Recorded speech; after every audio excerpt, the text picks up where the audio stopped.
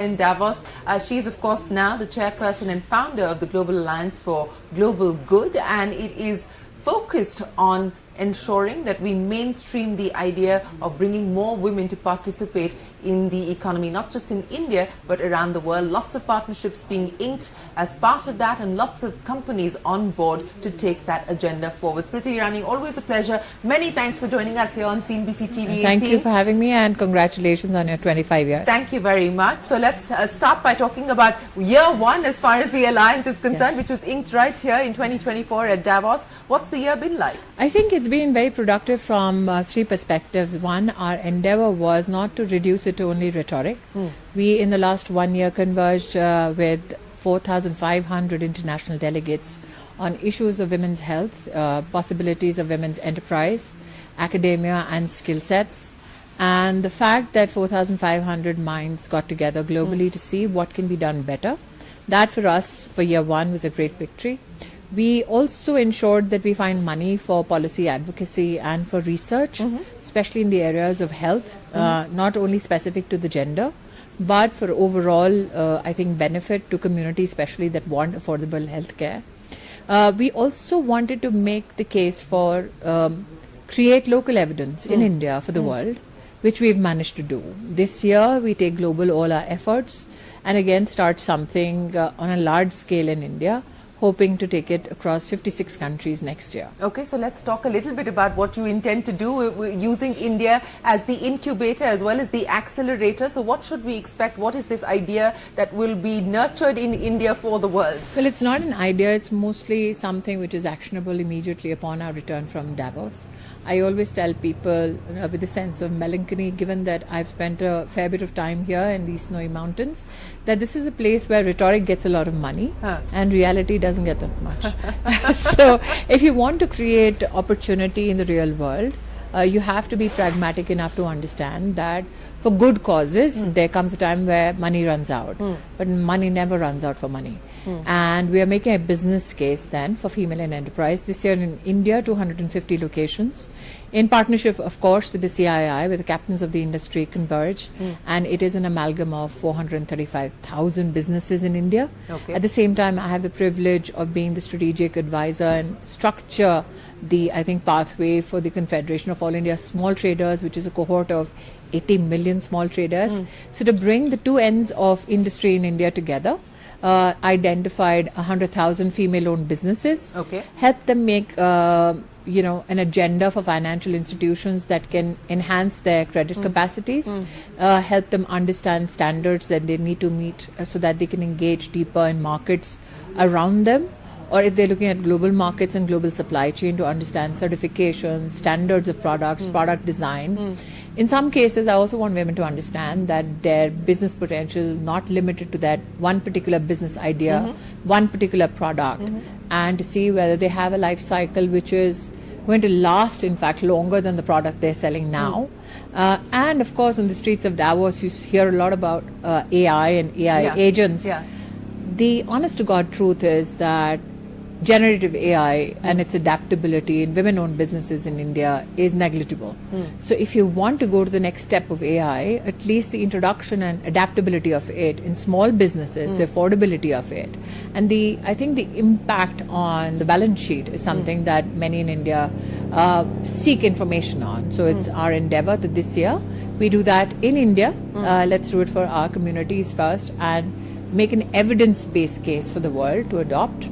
Our friends in the UN, especially agencies like UN Women, are happy to look at our entire process, validate it so that we can create a framework for governments around the world, policymakers around the world, to kind of imbibe into their own economic classes and structures. On the other hand, we are looking at some of the big four to say, how can you look at the outcomes and create a framework for businesses who want to engage with women-led businesses, women-owned businesses, or female business leaders, to see potentially what are the good takeaways from here, and then use it in the business ecosystems around the world. You know, it's a mouthful, but it'll be done. I would certainly hope so. But you know, the economic case of investing in women, investing for women, and investing behind women, and there are years when that conversation picks up steam, and there are years when it gets pushed back. Are you No, I apprehensive understand why as we there look a push. ahead? I understand why there's a pushback, because we don't evidence the rhetoric at all. We have created small imperatives why it should be done, but it has to be a sustained effort. And it has to be a sustained effort across various segments of businesses. You cannot say we'll make a case for it only in self-help groups and then not make a case for it in higher-end MSMEs. You cannot say we'll make a case for it in agro-processing and not make a case for it in technology-based businesses. You cannot say I'll make a case for it for teachers and not make a case for it in ownership of academic institutions by women or women in leadership positions in those academic institutions. So we cannot have a fragmented approach and be in some way satisfied that, oh, I have done so much, hence this is the overarching solution for women or those who want to invest in women in business. You have to create new opportunity every day. Yesterday, I'm sure our friends at CNBC-TV18 know, we created an opportunity in carbon markets where we got into a partnership with the US-India Strategic Partnership Forum on a program called SAVI. And SAVI till now was looking at leadership in the industry sector of females. And we said, what if it's not only about women at the top echelons of the power structures of a company? You have an evolving carbon market. What if we create a cadre of skilled women who know how to audit and verify credits before the men come and take those jobs? So we are mindful that there are opportunities in many challenges. The idea is to carve out that niche, prepare the subset of women who will then have an offtake themselves, and then literally let them independently work out the rest of their journey. For there's only so much that you can do as a crutch, and there's much that you can do when you enable somebody to walk the talk. You know, you said that at some point money runs out for impact ideas, but money never runs out to make more money. So has that been challenging? You know, in terms of fundraise? I think that one, I don't personally go out and fundraise myself, given that I have a political legacy myself, and my political organization is in power currently in India. I don't like to complicate the lives of my political colleagues. But what I do is to create platforms for those who have the money and those who can use the money to come together and help that money being used judiciously and make sure that it's outcome oriented. So if somebody says come to Davos and do a great lunch, for me that's a waste of money. If somebody says come to Davos so that you can have new partnerships where investments can flow back to India. For instance, I've had 6 years of working with Bill Gates. As a minister, I worked and saw his philanthropy firsthand to see how it impacts governance. I also work with him in the private sector in Gates Ventures. And it's fascinating to watch him up close to see how he responds to philanthropy vis-a-vis how he responds to ventures. The fact that he invests, let's say, in innovations, the title of the company does not matter. The pedigree of the innovator does not matter. I think that for me as an individual is very liberating. These conversations for me matter more because people like me can take that innovator's dream, which the regulator says is licensed, but the innovator does not have the money to go to market. People like Bill, I would just take that list of people who need that money and who cannot afford to even go to a Bombay-based business consultancy. That sheet then lands at Bill's table and he says, okay, I'll have somebody look at it.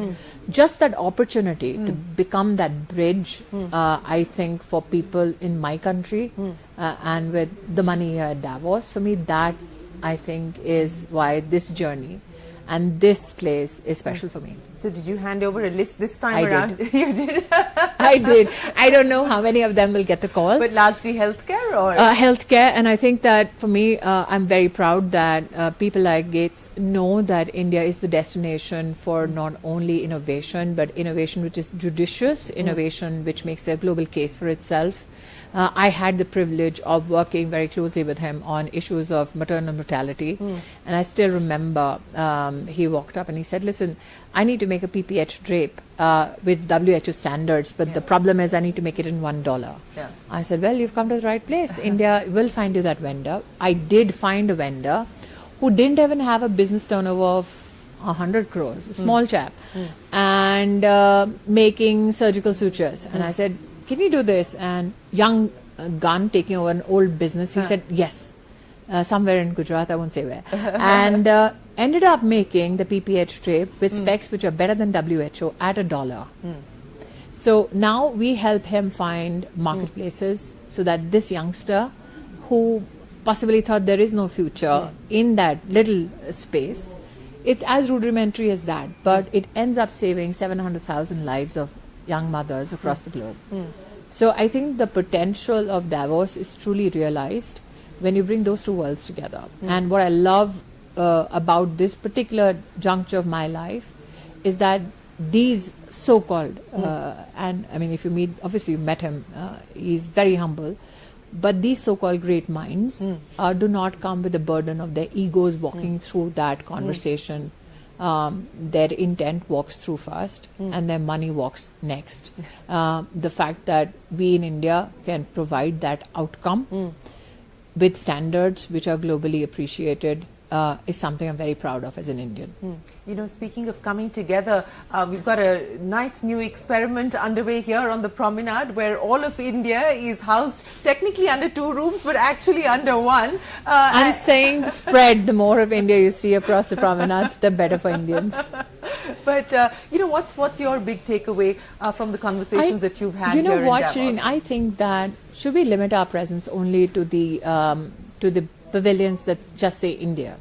I think it is most comfort giving when you stay in your own cohort and speak to your own echo chamber.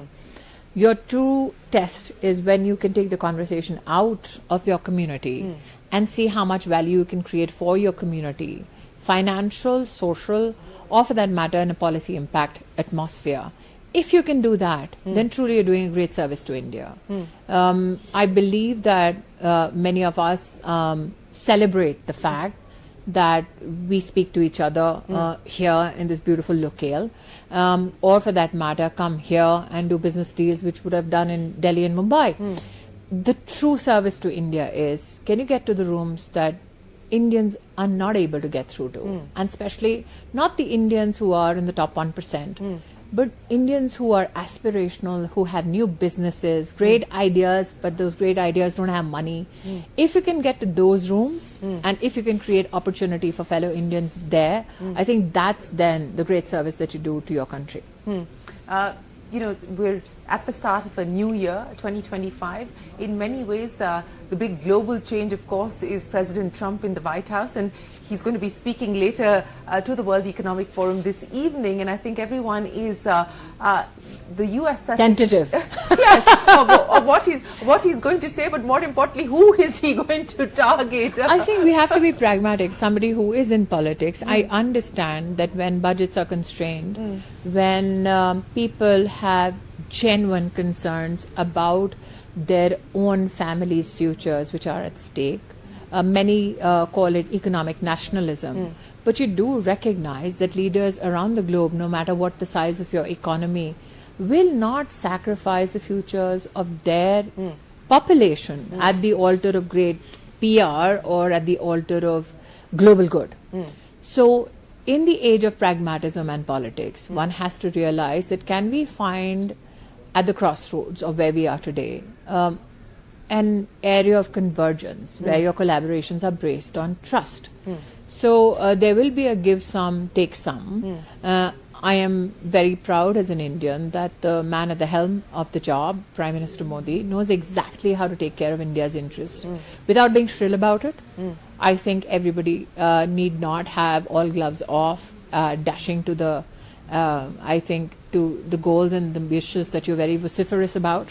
At the end of the day, if Prime Minister Modi manages the best interests of India with the gentle hug, with a lovely smile and a handshake with Trump, that's a win-win. We have to ensure that there's a win for both nations concerned. And I think when Prime Minister Modi is there in that mix, he will ensure that nobody feels shortchanged. Well, yes, you know, as and when they meet, the speculation is that perhaps there could be a meeting soon, but we will have to see. India, of course, is going to be hosting the Quad this year. But, you know, as you look at the year, in terms of both opportunities as well as what we need to be mindful of, let me end by asking you, what you believe we need to be careful about and what do you believe are the opportunities that we should seize the moment on? I think that it's ironic that the challenge is the opportunity. Right now, if you look at generative AI, the prompts are almost in English. If you look at how Claude functions, the next generation of AI, there will be a challenge because there's a limitation of language interface. We are a country of 16,000 dialects and 125 languages. So that's the opportunity, though it's a challenge. The other challenge from a gender perspective is that generative AI has literally sourced every speck of information on the internet. For too many years, women who have been a part of those conversations have said, is the internet availability of information just or equitable?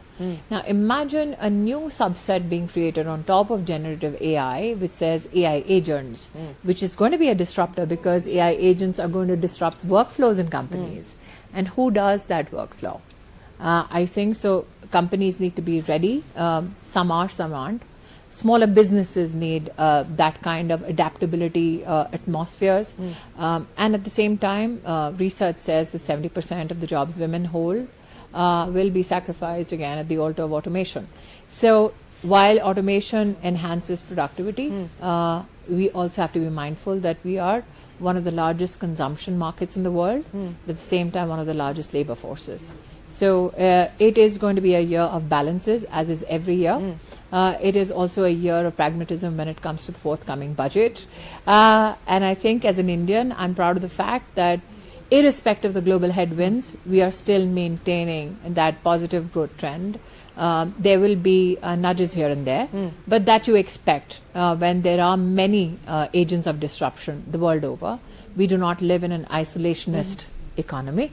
So we will meet certain factors head on. Some will blow away a chip or two, and some possibly will help us grow stronger. So the headline for the Global Alliance? The headline for the Global Alliance, we continue to make a business case for why women are important. Today, women, if you look at the numbers at least, in terms of global spend, collectively women spend around $32 trillion. If you just look at FMCG, it is staggering that the consumer spend control women have is around $35 trillion. Doesn't look like it when you look at the agency of women and the power they possibly exert over product design, over affordability of products. So I think that the more information we have about the money that matters, that will affect change. Also, I think you have done a dominant part of this conversation on health. People look at the issue of health innovation and women from the perspective of empathy. Oh, should be done, can be done. If you put a number to it, I mean, just menopause, though many cantankerous women are often asked, are you menopausal? But I look at that aspect, and if I look at the productivity, let's say that US corporations have looked at, there's a $2 billion loss to productivity only because of menopause. If the empathetic part of the conversation doesn't make sense, I'm sure the numbers part will. And there is an estimation by 2030, because of not investing enough in health innovation for women, there will be a productivity loss of $15 trillion to the global economy. So it makes sense to invest in all things women. It does make sense to invest in all things women. Smriti Irani, always a pleasure. Many, many thanks for joining us here in Davos. We wish you the very best of luck. It's a pleasure, let me say this on camera, to speak to the diva of Davos. You're very kind. Thank you very much. Appreciate your time. Well, we will take a break here, but there's a lot more coming up. Don't go anywhere. We're back in a moment with more on CNBC-TV18. Davos 2025 continues.